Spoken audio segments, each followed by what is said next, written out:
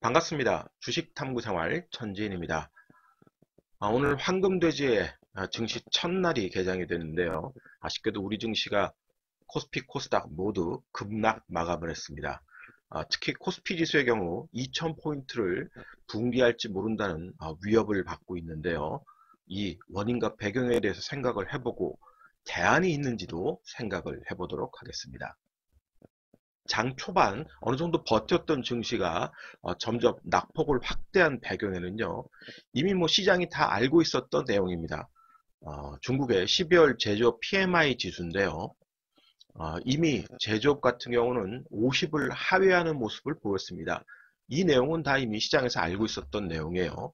마찬가지로 이 비제조업 PMI 서비스 분야 같은 경우도 이미 시장에서는 약세를 보일 거다. 그러니까 추세적 약세를 얘기하는 겁니다. 11월 달보다는 지금 53.8로 개선이 됐습니다만 전반적으로 추세적으로는 계속 지속 우하향하는 모습. 장중 나왔던 소식은 바로 이 차이신 PMI입니다. 이 차이신 제조업 PMI 같은 경우는 중국에서 발표하는 제조업 PMI와 다르게 중소기업 중심, 벤처기업 중심 이렇게 그 제조업 PMI가 구성이 되어 있어요. 그런데 이것이 시장의 예측치보다 더 낮은 수준의 49.7이 나왔습니다. 그러면서 전반적으로 국영기업을 비롯한 대기업도 50을 하회하고 이 차이신 제조업 PMI 같은 경우도 50을 하회하면서 드디어 이제 본격적인 중국이 경기 둔화에 들어갔다라는 우려감이 나타난 겁니다. 이런 것들이 이제 시장의 공포 분위기를 만들게 됐던 거고요. 그 덕분에 우리 증시, 아시아 증시가 다 같이 좋지 않았죠. 오늘 니케이 같은 경우는 내일까지 휴장입니다만 급락하는 모습을 보였던 겁니다. 특히 이제 홍콩 지수가 오늘 많이 좀 급락을 했는데요. 이런 그 증시 변동성이 확장되는 모습이 나올 때 과연 개인 투자들은 어떻게 이것을 대응하고 위기를 극복을 해야 되느냐, 이 고민을 늘 해야 된다는 소리입니다. 이 방송을 시작할 시점부터 계속해서 경기 둔화 우려하고 증시 변동성 우려를 계속 주장을 했고 여러분들께 언급을 드렸던 이유가 바로 이런 것에 있는 거예요. 이미 경기 사이클이 정점을 찍고 꺾이는 상황에서는 웬만한 호재가 아니면은 전반적인 증시를 되돌리기가 쉽지 않다는 소리입니다.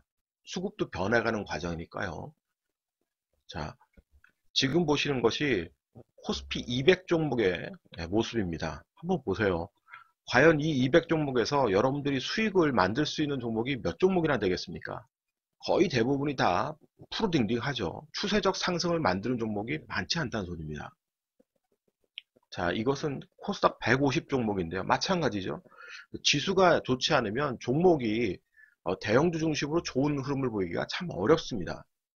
결국은 시장에서 여러분들이 살아남기 위해서는 증시의 변동성이 커지고 경기 정점에서 차익 실현 물량들이 나오게 된다 그러면 이럴 때는 대형주 중심의 그런 매매보다는 한 발 물러서서 테마가 형성이 되는지를 봐야 되는 거고요. 시장 테마가 강력하게 형성되는 종목군들로 매매를 해야 생존할 수 있는 겁니다. 안 그러면 방법이 뭐가 있겠어요? 증시에 참여하지 않으면 되는 거죠. 자, 그럼 중국 증시의 지금 위치를 좀 보죠. 자, 지난번에 저점을 찍을 때 2449까지 찍었습니다. 그리고 급반등이 나와서 큰 폭으로 개파락을 만들었던 요 자리 근처까지, 그러니까 2650 근처까지는 기술적으로 이렇게 반등을 합니다. 그러나 결국은 어떻게 돼요? 다시 이 자리를 확인하러 내려오고 있죠. 왜냐하면 저것을 돌리려는 모멘텀이 없기 때문에 그렇습니다. 만약에 극적으로 트럼프하고 시진핑이 협약을 통해서 완전히 무역전쟁 이슈가 해소될 수 있는 전환점이 마련이 됐다 그러면 강력한 턴어라운드가 나왔겠죠. 증시 자체가.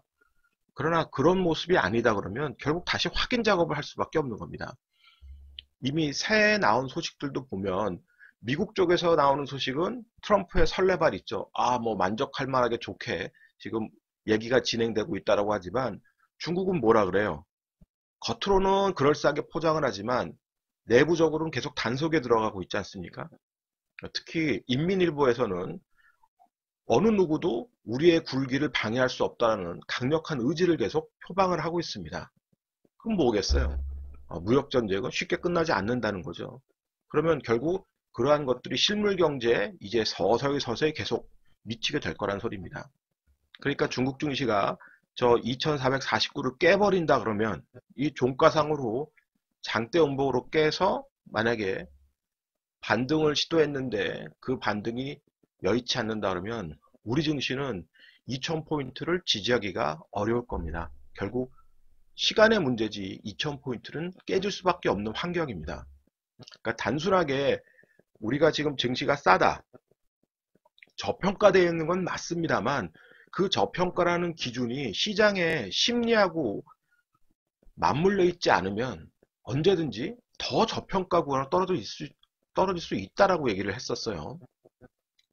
천진의 설명을 잘 들으셔야 됩니다. 지금은 분명 우리 증시가 저평가구간에 들어간 건 맞지만 그것보다 더 싸질 수 있는 수급은 언제든지 형성될 수 있다는 소리입니다. 그래서 중국 상해지수가 이번 저점을 깨는지를 여러분들이 꼭 보셔야 되고요. 바로 깨지 않고 반등 이후에 자 기술적으로 다시 반등한 이후에 다시 깨버린다 그러면 그때도 또 얼마든지 리스크에 노출될 수 있는 겁니다. 그래서 상해지수 흐름 꼭 보시고요. 특히 아직은 수면 아래 가라앉아 있습니다. 무역전쟁 이슈가 워낙 글로벌적으로 크기 때문에 국내적 정치적 이슈에 대해서는 아직 수면 아래 가라앉고 있지만 이것이 이제 서서히 연초부터 수면 밖으로 드러나려고 하는 것들이 있어요. 정치적인 이슈들이. 특히 3월달 정도가 되면 상당히 이슈화 될 수 있는 부분이 있는 것이 트럼프의 방위비 분담 내용입니다.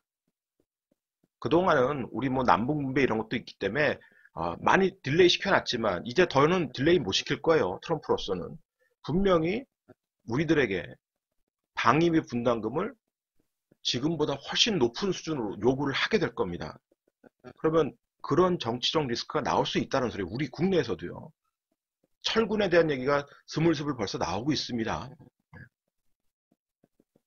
그러면 우리 증시는 순식간에 또 변동성에 노출될 수 있는 거예요. 그걸 여러분들이 미리미리 알고 거기에 대응할 수 있어야 된다는 소리입니다. 천지인과 같이 시장에 참여 있는 사람이라면 결국 대안주를 찾아야 되는 거고요. 오늘도 그런 대안주들은 역시 탄력적인 움직임들을 보였습니다. 수소차 관련주죠. 아주 왕급등을 했습니다. 수소차 관련주 급등을 하면서 오늘 수급도 또 수반을 했고요. 오늘의 대장주 노릇은 EM코리아가 대장주 노릇을 했었고요. 거기에 이제 원래 대장주였던 유니쿠도 수급을 형성하면서 강한 흐름을 보였습니다. 자, 그리고 후발로 또 원래 대장주였던 풍국주정도 움직임이 좀 나왔고요. 단지 오늘 풍국주정이 대장 노릇은 할 수 없는 게 수급이 안 떨어지면 대장 노릇하기 어려운 겁니다. 오늘 수급이 몰렸던 EM코리아 쪽으로 대장 노릇을 하게 된 거고요. 그 다음에 대선주 쪽에서도 한번 순환매가 좀 돌았죠 오늘. 자, 보해양조가 10%대 그런 흐름을 보였습니다. 수급을 수반하면서 지난주에 그런 그 장대 음봉을 다시 한번 장악하려고 하는 그런 모습들이 나왔었고요.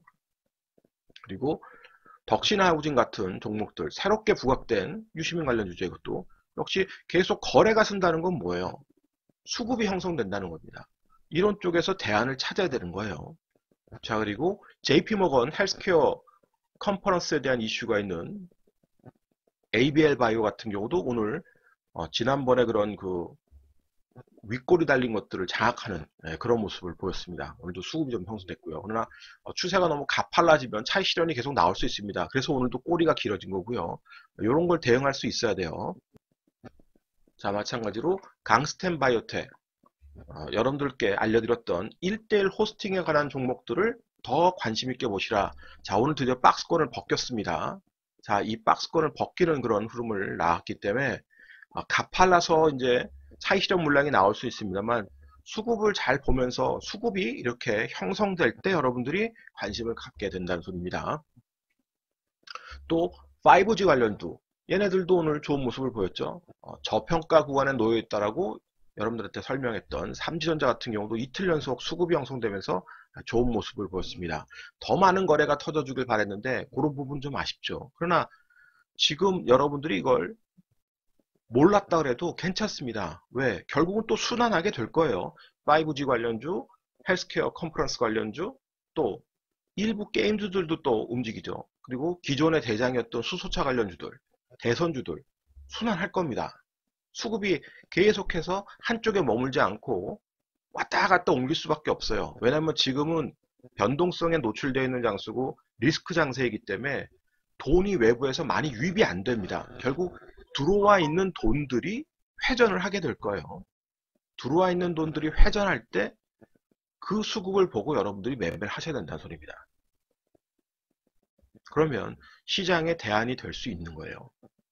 그리고 올해 작년에 많이 떨어졌으니까 올해 반등도 크겠지라고 단순하게 생각하면 안 된다는 거, 악재가 해소되지 않았습니다.